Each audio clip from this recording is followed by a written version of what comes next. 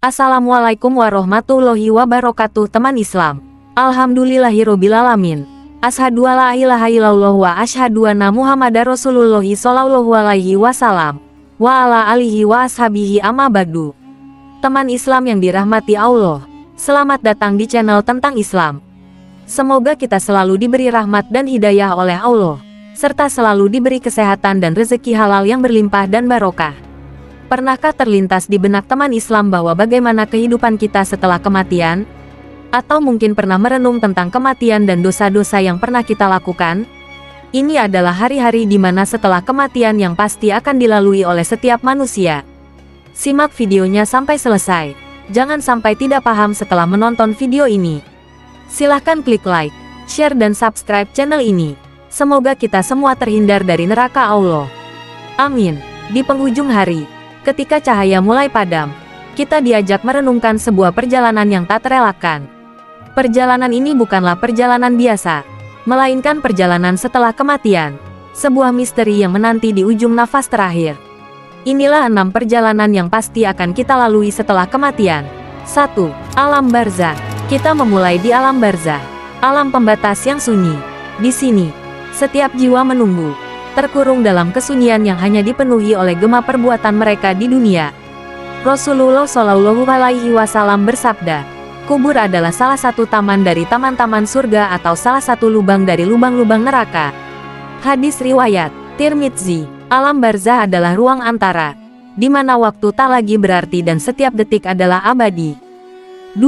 Yaumul Bas. Kemudian tiba Yaumul Bas, hari di mana segala yang mati akan dibangkitkan. Allah Subhanahu wa Ta'ala berfirman, dan ketika sangkakala itu ditiup, maka matilah siapa yang di langit dan siapa yang di bumi, kecuali siapa yang dikehendaki Allah. Quran Surah Az-Zumar, ayat 68. Bumi dan langit berguncang, dan dari keheningan alam barzah, manusia dipanggil untuk menghadapi hari yang tak terelakkan, hari kiamat yang telah tiba. 3. Yaumul Mahsyar. Di Yaumul Mahsyar, manusia dikumpulkan di padang mahsyar yang sangat luas. Tak ada tempat untuk bersembunyi, tak ada bayang-bayang untuk berlindung. Rasulullah Shallallahu Alaihi Wasallam bersabda, manusia akan dikumpulkan pada hari kiamat. Mereka akan berdiri tanpa pakaian sehelai pun, tidak dalam keadaan berhitan, dan tidak beralas kaki. Hadis riwayat Bukhari. Setiap jiwa berdiri, menantikan apa yang akan terjadi selanjutnya, dengan mata yang terpaku pada takdir yang akan terungkap. 4. Yaumul Hisab dan Yaumul Mizan. Saatnya Yaumul Hisab dan Yaumul Mizan, hari perhitungan dan penimbangan amal. Allah Subhanahu wa Ta'ala berfirman, maka barang siapa yang amal kebaikannya berat, maka mereka itulah orang-orang yang beruntung. Quran Surah Al-Mu'minun, ayat 102. Di sini, setiap amal perbuatan di dunia akan ditimbang dan dibalas. Bahkan amal baik sebesar biji sawi pun, keadilan yang sempurna, tanpa prasangka, tanpa kesalahan. Setiap jiwa menanti, apakah timbangan mereka akan berat dengan kebaikan atau ringan dengan keburukan. 5. Jembatan Sirot atau Sirotol Mustaqim. Setelah itu, jiwa-jiwa akan menyeberangi jembatan Sirot atau jembatan Sirotol Mustaqim, jembatan yang lebih tipis dari rambut dan lebih tajam dari pedang. Rasulullah Shallallahu Alaihi Wasallam bersabda, jembatan Sirot itu lebih tipis dari rambut dan lebih tajam dari pedang.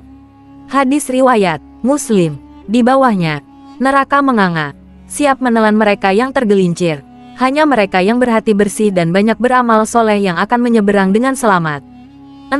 Surga dan neraka. Dan akhirnya, surga dan neraka. Disinilah akhir perjalanan, di mana setiap jiwa akan menemukan tempatnya. Allah Azza wa Jalla berfirman, dan diperlihatkanlah neraka pada hari itu kepada orang-orang yang sesat.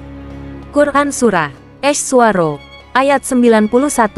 Surga, dengan keindahan yang tak terbayangkan, atau neraka, dengan api yang tak pernah padam. Setiap jiwa akan mendapatkan balasan yang setimpal, sebuah akhir dari perjalanan panjang setelah kematian. Semuanya terjadi holidina abada, selama-lamanya atau terserah Allah akan mengakhirkan atau melanjutkan. Inilah perjalanan yang akan dilalui oleh setiap manusia setelah kematian. Sebuah perjalanan yang tak terhindarkan, sebuah perjalanan yang pasti akan dilalui setiap manusia. Mengingatkan kita untuk selalu berbuat baik dan beramal soleh. Karena di akhir perjalanan, Hanya amal perbuatan kita yang akan menentukan nasib kita. Mari kita persiapkan diri untuk perjalanan ini, dengan hati yang penuh kebaikan dan tindakan yang penuh kasih sayang.